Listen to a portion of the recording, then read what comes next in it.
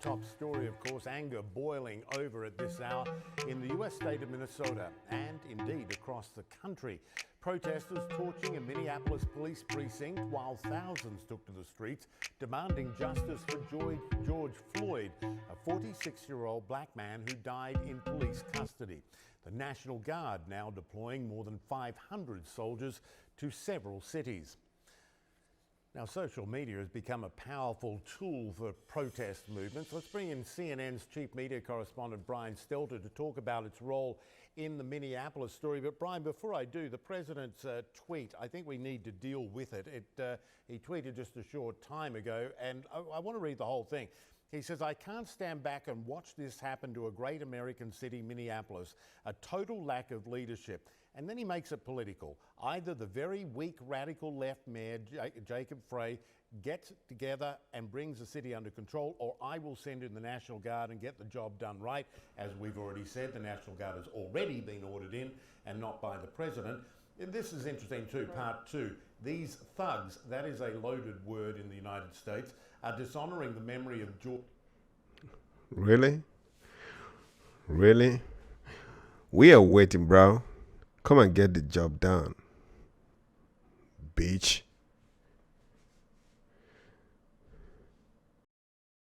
George Floyd, and I won't let that happen. Just spoke to Governor Tim Walz, told him the military is with him.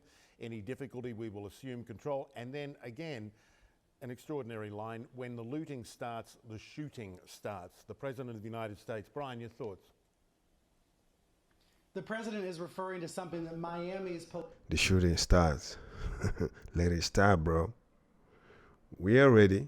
Let it start. Bitch. Bitch. Police chief said in 1968, when there were protests at an RNC convention, he said, when the looting starts, the shooting starts. That was a threat back then, a statement about getting tough back in 1968, and it is a vile threat tonight. Let us hope that cooler heads prevail, that the president's aides intervene, that he's just acting tough on Twitter like he oftentimes does, and that nothing more will come of it. But if you wondered what the president was going to do in this case, if you wondered if he would show leadership in a volatile moment like this, I think we now have the answer, Michael. We're going to see the president resort to his typical techniques of sowing this kind of chaos and division, as you mentioned, using the word thugs, calling out these protesters. And by the way, the president's been late on this situation all week long, late to react to the video of what happened in Minneapolis, late to react to the protests and the unrest. We are far past the point where the president should be weighing in for the first time on these matters. Clearly, the situation's out of control in parts of Minneapolis. The city of Minneapolis is doing a very bad job communicating with its own residents right now. Of course, under the cover of darkness, we don't know everything that's happening, but it is clear there are fires and looted stores and broken windows and other disturbances in multiple neighborhoods of Minneapolis right now. We'll have to wait until sunrise to get the full picture. Amid all of this, you have to wonder, if you live in Minneapolis right now, do you feel any better seeing the President of the United States talk the way he's talking on Twitter? I'm going to wager no, Michael, but let's see what the residents of Minneapolis say in the morning.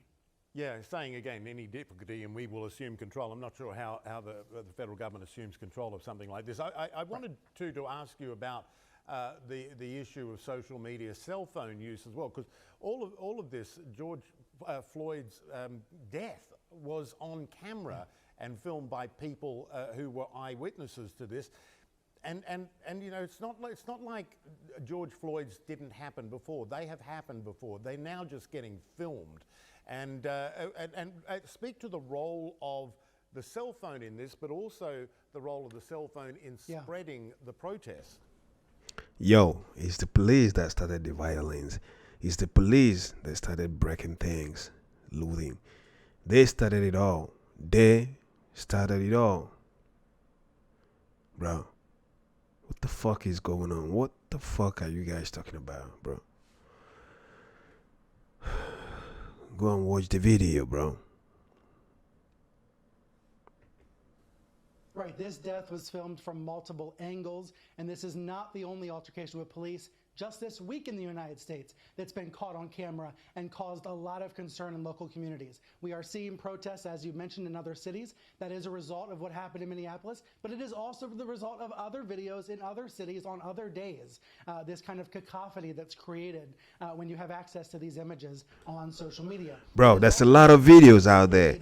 There is a lot of videos out there, bro. There's a lot of fucking videos out there. So you see a kind of virality that happens not just online, but in person. What the fuck is wrong with these people, bro? What the fuck is wrong? Fire in Minneapolis. Some got in their cars and Holy drove over to shit. Minneapolis a couple of hours ago. So there's that kind of effect of making these bigger and moving and escalating more quickly that happens in the age of cell phones and instant technology. I think there are obviously positives to that and negatives to that as well. We have, by the way, the front page of Friday morning's Minneapolis Star-Tribune reacting to this in real time, calling this a state of agony. I think that's really important. As much as we're talking about anger here, an overwhelming amount of anger in the streets, it's also about grief and agony. We are talking about a population that has been mostly indoors and stuck at home for months, and now seeing the people that they trust to protect them fail them.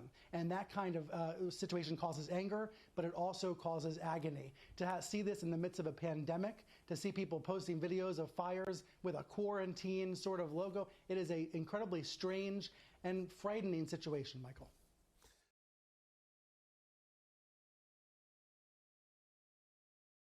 That's seriously fucked up. It's the police. They started it all. They started the violence. They started the violence. They started everything. They're breaking everything. They started everything. They killed people. They are the worst. This is what they want. Then let it be. Holy shit. Man, I'm fucking pissed.